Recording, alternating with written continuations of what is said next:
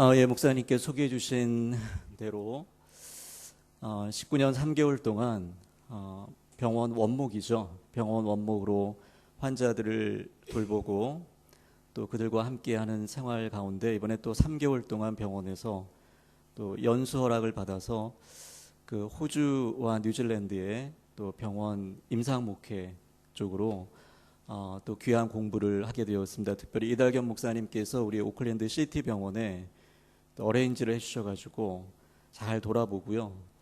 또 우리 이상우 장로님 댁에서 또 아주 귀한 사랑을 주셔가지고 잘 머물다가 내일 이제 또 떠나게 되었습니다. 그 귀한 사랑 또 잊어버리지 않고 항상 기억하면서 여러분을 위해서 기도하는 그런 시간이 되었으면 좋을 것 같습니다. 여러분, 오늘 종료주일이고요. 이제 나귀 타고 예루살렘에 입성하신 나를 기점으로 예수 그리스도의 고난이 시작이 되고 있습니다. 여러분, 예수님을 만난 사람들은 주님의 십자가의 고난의 의미를 깨닫게 됩니다. 결국 그것을 깨닫고 부활의 주님을 만나게 되는 것을 우리가 보게 되는 것이죠. 예수 그리스도의 복음은 기쁨의 소식입니다. 여러분, 복음하면 때가 찼고 하나님 나라가 가까웠으니 회개하고 복음을 믿으라는 것이었죠. 예수님께 선포하신 이 복음을 만난 사람이 바로 사도 바울이었습니다. 여러분, 바울 서신에 보면 하나님 나라의 복음은 점점 줄어들고요. 사도 바울이 선포한 복음의 핵심은 예수 그리스도의 십자가의 죽으심과 부활의 복음이 선포되는 것을 발견하게 됩니다. 예수님을 만난 사람들은요, 하나님 나라를 열어놓으신 예수 그리스도의 십자가의 고난과 죽으심 그리고 부활을 만날 수밖에 없다라는 것입니다. 이제 저희 동산병원은 116년이 되었습니다. 1899년에 미국 북장로의 선교사였던 존슨이란 분이 들어와서 시작한 작은 재중원이었는데요. 제가 우리 병원 100주년의 역사를 이렇게 좀 써나가면서 선교 부분을 써나가면서 이분이 펜실베니아 의과대학을 졸업했는데요. 그 졸업 성적을 보면 올 A 플러스입니다.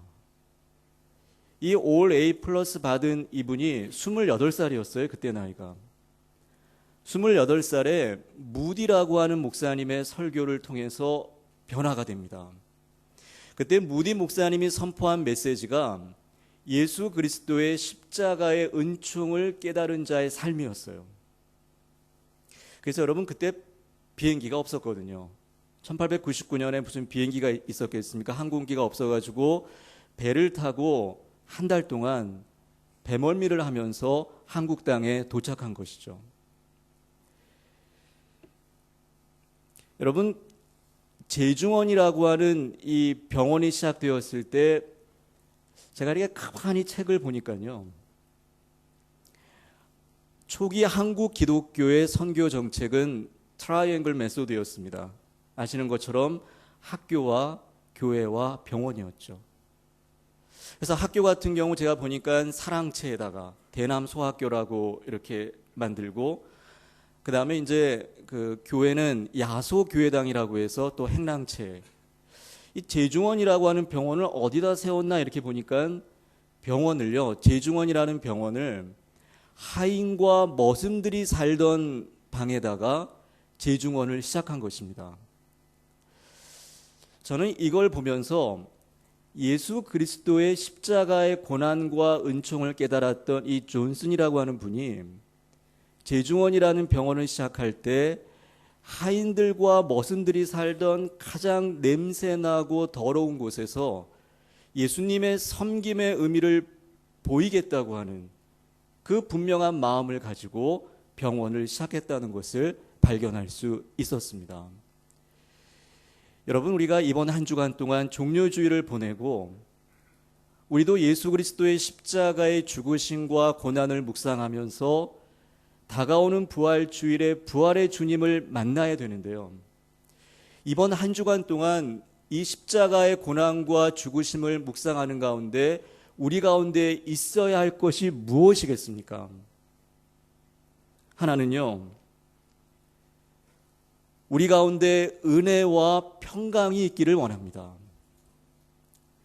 여러분, 은혜라는 것은 예수 그리스도의 십자가를 통한 하나님의 선물이죠. 평강은 무엇입니까? 어떤 환경에도 흔들리지 않는 그 주님의 은혜로 말미암아 흔들리지 않는 마음을 평강이라 할 수 있습니다. 주님이 주시는 은혜와 평강을 소유한 사람은요, 고난과 절망 가운데서도 새로운 길이 열려지는 모습을 발견할 수가 있게 되는 것입니다. 그래서 바울 서신에 보면 꼭 서두에 은혜와 평강이 들어가죠. 너희에게 은혜와 평강이 있기를 원하노라. 아마 사도 바울이 예수 그리스도를 만난 이후에 그의 마음 가운데는 예수 그리스도의 은혜와 평강으로 가득 찼던 것입니다. 평화의 기도를 지은 성 프란시스라고 있죠, 여러분. 이분이 하루는 그 고향에 내려가서 쉬게 되었다고 합니다. 근데 이렇게 보니까 마을에 한 사람이 우물에서 물을 이렇게 걷어올리고 있더라고요. 근데 가만히 보니까 이 사람이 이상한 행동을 하는 것입니다.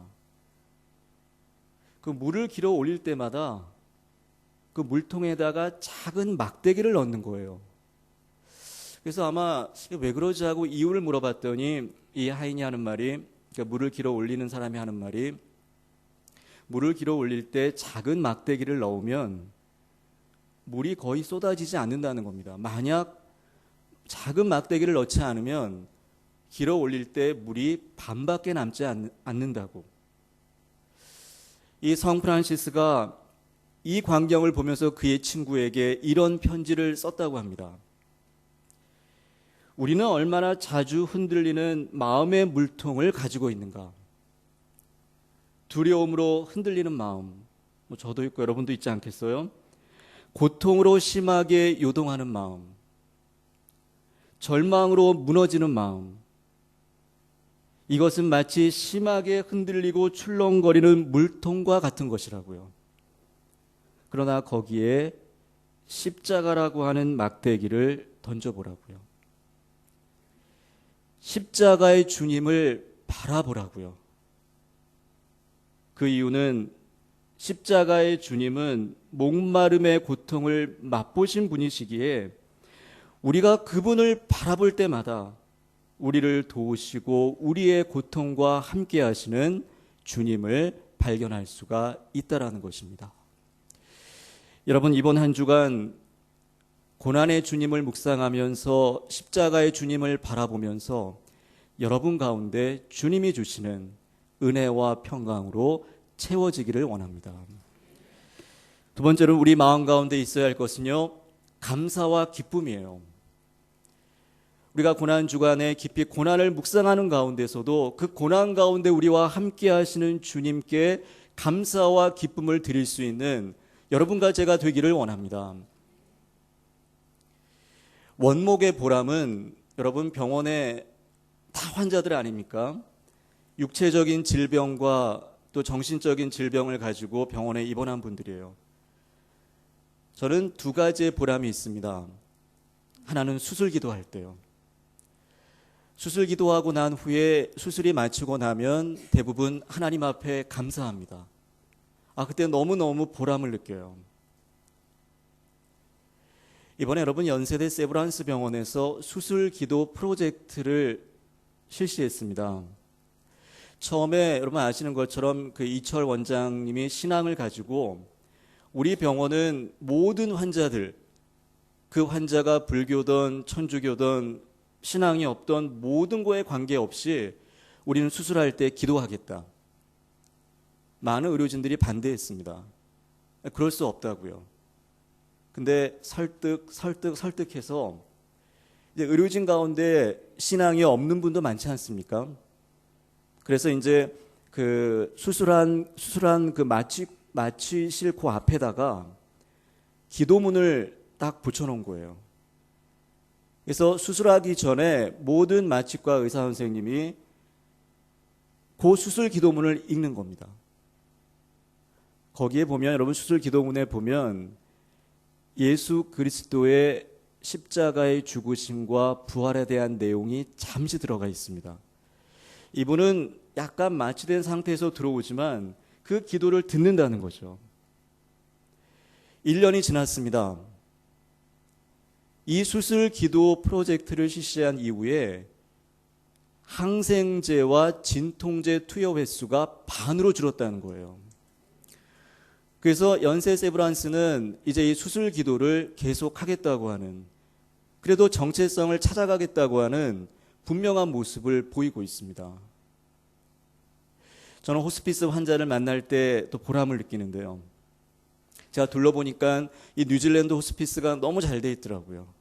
많이 배워갑니다, 여러분. 제가 호스피스 환자들을 이렇게 만나면서 두 분이 기억나는데요. 한 분은 말기암 6개월 남으면 호스피스라고 저희 나라에서는 이야기하지 않습니까? 근데 이분을 방문할 때마다 참 부끄러웠어요. 왜냐하면 이분의 모습과 표정이 너무나 밝았기 때문에, 제가 가지고 있는 이 모습과는 너무 틀렸기 때문에 제가 가가지고 요플레 하나를 드렸는데요. 여러분 요플레 하나를 몇 분 만에 드실 수 있습니까? 예, 빨리 먹으면 뭐 금방 먹을 수 있죠. 이분은 이 요플레 하나를 1시간 드세요. 조금 먹고 흡수하고 조금 먹고 흡수하고. 근데 제가 병실을 방문하면 벌써 그 표정과 얼굴과 마음속에서 감사가 넘쳐납니다. 그래서 아니 집사님 어떻게 그렇게 그런 표정과 감사로 저한테 이야기하실 수 있습니까? 이렇게 여쭤보면 내 안에는 예수 그리스도가 함께하고 있다고 하는 분명한 고백을 들려주더라고요. 그분을 잊을 수 없습니다. 또 한 분은 저희가 호스피스 가서 병상 세례를 합니다, 여러분. 병상 세례를 하면 근데 대부분 예수 그리스도를 영접한 사람들 아닙니까? 근데 그분 가운데 한 분이 참 보통 이제 좀 겸손하고 한데 이분은 저한테 그렇게 얘기하는 거예요. 나를 너무 불쌍히 여기지 말라는 겁니다. 뭐 아주 당당하게요. 나는 죽어가는 것이 아니라 나는 세례를 받으면서 예수 그리스도 그분과 함께 사는 것이다. 이렇게 아주 당당하게 이야기하시더라고요. 여러분 그분 마음속에, 그분들 마음속에 무엇이 있기에 우리가 고난의 주간을 이렇게 맞이하면서 예수 그리스도의 생명의 역사가 그들 가운데 함께하기 때문에 그분들 마음 가운데 감사와 기쁨이 넘쳐나는 것 아니겠습니까? 여러분 왜 감사와 기쁨이 없을까요? 욕심 때문에 그렇습니다. 아까 기도하실 때 내려놓음에 대한 기도를 하는 걸 들으면서 그런 생각을 해봤습니다. 내가 많은 욕심을 가질 때마다 주님과는 점점 멀어지는 자신을 보게 되는 것이죠. 우리가 이 고난의 주간을 보내면서 우리가 가지고 있는 욕심을 내려놓을 필요가 있습니다. 여러분 이건 우스갯소리인데요. 어떤 부부가 60세가 되어서 그 생일 파티를 하게 됐다고 합니다. 생일 파티가 아니라 이제 결혼 기념일이겠죠. 그래서 참 우리 60년 동안 열심히 살았다고요.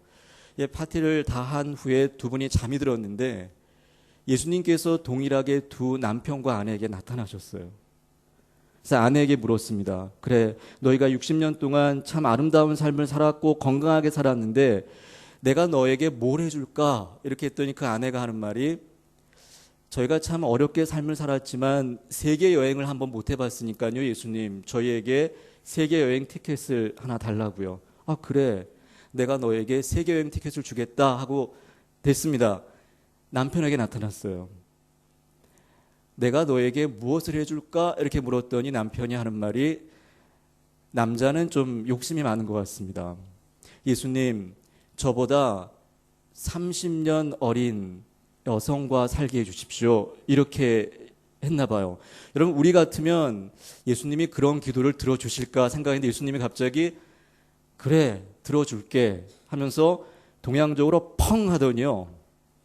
예, 남편이 90세가 돼버렸습니다. 정확히 30살 차이가 났죠. 그 밑에 이렇게 써 있었습니다. 욕심은 금물입니다. 이렇게 써 있는 글을 본 적이 있습니다.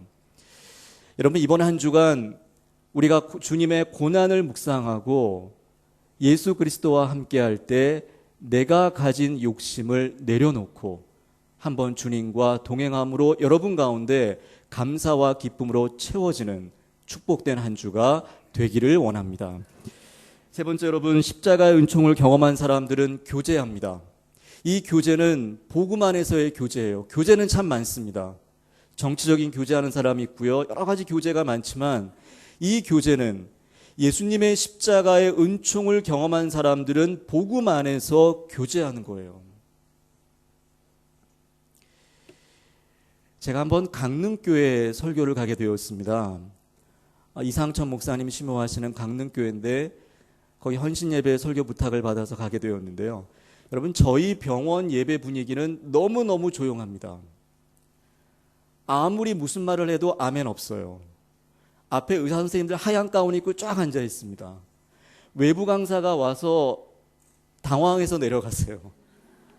내가 뭐 잘못한 게 있는다는 식으로 의아해서 내려간 분들이 많습니다. 제가 19년 동안 저는 그런 곳에 너무 이제 적응이 돼가지고요. 아무 반응이 없어도 그냥 말씀을 전하고 내려옵니다. 근데 강릉교회 갔는데 강릉과 대구는 멀죠. 강릉에도 아산병원이 있습니다. 근데 동산병원 원목이 가서 말씀을 전하는데 말씀을 전할 때마다 아멘이 꼭 좋다는 건 아니지만 말씀을 전하고 은혜가 될 때마다 아멘 아멘 하는데요. 제가 하도 놀래가지고요. 설교 내용을 잊어버렸어요. 제가 그 현장을 보면서 우리가 복음 안에서의 교제를 해야 되지 않겠느냐. 목회자가 말씀을 전할 때 그리고 우리가 말씀을 나눌 때 함께 기도할 때 그게 복음의 교제가 아니겠습니까? 예수 그리스도의 십자가의 은총을 경험한 사람들은 복음 안에서 교제하는 것이죠. 1907년, 1908년 우리나라 대부흥운동이 있었습니다. 평양에 와 있던 하디라고 하는 선교사가 있었는데요. 너무 교만한 사람이었어요. 토론토 의과대학을 졸업하고요. 자기는 백인이라고 하는 우월주의에 가득 찼던 하디란 사람이 있었습니다. 근데 이 하디에게 한국교회가 기도 특강을 부탁했어요. 여러분, 기도 특강을 하려고 하면 성경을 읽어야 됩니다. 성경을 연구해야 되죠. 이 하디라고 하는 분이 성경을 읽다가 깨졌어요. 내가 교만했구나. 내가 가지고 있는 것들을 가지고 내가 한국 사람들과 교제함이 없었구나. 회개하기 시작했습니다. 공개적으로 자기의 잘못을 회개하기 시작했어요. 이게 여러분 모든 선교사들에게 전파가 됐습니다. 그래서 그 당시 평양 대부흥운동을 기점으로 해서 선교사들의 회개운동이 있었다고 하는 그런 역사가 우리에게 전해지고 있습니다. 여러분, 복음 안에서는 나눔이 있을 수가 없죠. 예수 그리스도의 십자가는 둘을 하나로 만든 것 아닙니까? 우리가 예수 그리스도의 십자가의 고난과 죽으심을 한 주간 묵상하면서 우리가 모두 복음 안에서 기도하고 말씀을 나누고 함께 할 수 있다고 하는 이런 놀라운 역사가 여러분과 함께 하기를 원합니다. 마지막 네 번째, 여러분, 십자가의 은총을 경험한 사람들은 확신과 믿음을 가지고 앞으로 나가게 됩니다. 뒤로 물러가지 않아요. 그분들 가운데는 비전과 꿈이 있다는 것이죠. 엠마오로 가는 두 제자가 예수 그리스도의 십자가의 죽으심과 고난을 등지고 엠마오로 가다가 다시 주님을 만나게 됩니다. 여러분을 오클랜드 주님의 교회로 보내주신 그분은 예수 그리스도죠. 그분이 여러분을 통하여 착한 일을 시작하셨습니다. 이제 그분께서 여러분을 통하여서 믿음을 가지고 더 귀한 일을 만들어 가신다고 하는 이 믿음의 확신이 여러분 가운데 있어야 되는 것이죠. 마지막 여러분, 제가 환자들을 만날 때마다 들려주는 시는 아닌데요. 이 작은 어떤 글이 하나 있습니다. 제목이 두 가지만 걱정하십시오라고 하는 글이에요. 이렇습니다. 내용이 너무 걱정하지 마십시오. 걱정할 것 같으면 두 가지만 걱정하십시오. 지금 아픕니까? 안 아픕니까? 어떠세요, 여러분? 지금 아픕니까? 안 아픕니까? 안 아프면 걱정하지 마십시오. 아프면 두 가지만 걱정하십시오. 낫는 병인가? 안 낫는 병입니까? 낫는 병이면 걱정하지 마십시오. 안 낫는 병이면 두 가지만 걱정하십시오. 죽을 병입니까? 안 죽을 병입니까? 안 죽을 병이면 걱정하지 마십시오. 죽을 병이면 두 가지만 걱정하십시오. 천국 갈 것 같습니까? 천국 못 갈 것 같습니까? 천국에 갈 것 같으면 걱정하지 마십시오. 그러나 천국에 못 갈 것 같으면 지금 당장 예수 그리스도 그분과 함께 하십시오 라고 하는 글입니다. 여러분, 최종적으로 함께 가시는 분은 예수 그리스도입니다. 우리가 종료주일을 맞이하고 예수 그리스도의 십자가의 고난과 죽으심을 묵상하게 되는데요. 정말 여러분, 이번 한 주간의 모든 시간 가운데 은혜와 평강의 주님을 만나기를 원합니다. 여러분 마음 가운데 감사와 기쁨을 소유하시고요. 복음 안에서 정말 여러분 함께 교제하시고 주님 안에 함께 있다고 하는 믿음을 가지고 승리하시는 여러분이 될 때 다가오는 주일 부활의 주님과 함께 놀라운 감사와 찬양을 주님 앞에 드릴 수 있는 여러분이 될 수가 있겠죠. 이러한 놀라운 주님의 역사가 한 주간 고난의 주간을 묵상한 여러분들 가운데 언제나 함께 하시기를 주님의 이름으로 간절히 축원해 드립니다. 기도하겠습니다. 아버지 하나님, 은혜를 감사합니다. 한 주간 종료주일을 보내고